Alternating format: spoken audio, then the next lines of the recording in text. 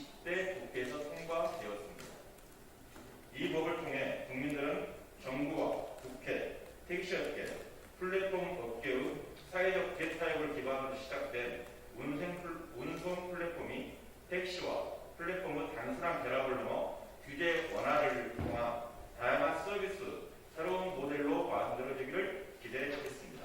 하지만 결과적으로 카카오 모빌리티라는 대기업이 택시 플랫폼 업계를 독점하게 되었고, 모두가 예상했던 대로 유료화, 요금 인상의 길로 향해 가면서 택시업계 종사자와 국민들이 피해를 입게 될 실정입니다.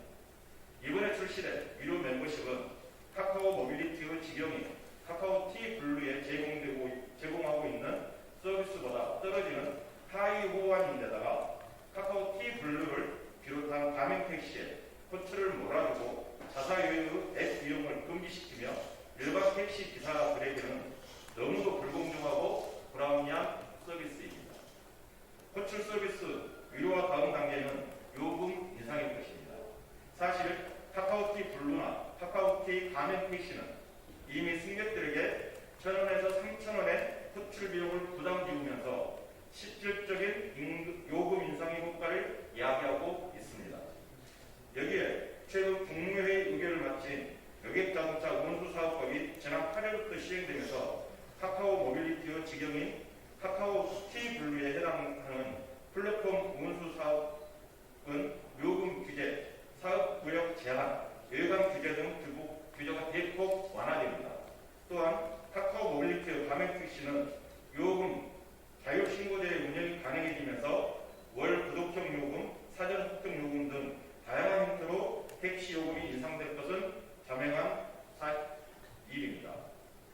카카오 모빌리티는 코로나로 어려운 택시업계의 현실을 대면하고 수익 창출에만 혈안이 된 대기업의 본색을 드러내며 한정된 시장 규모 내에서 압도적인 가입자와 이용자 수를 내세워 생태계를 파괴하는 황소 개구리로 변하고 있습니다.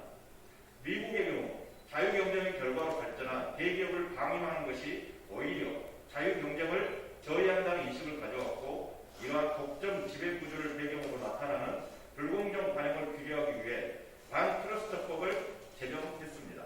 우리나라도 기업의 시장 지배적 지유, 남용과 부당한 거래 행위 등을 방지하기 위해 독점 규제 및 공정 거래에 관한 법률을 시행하고 있습니다.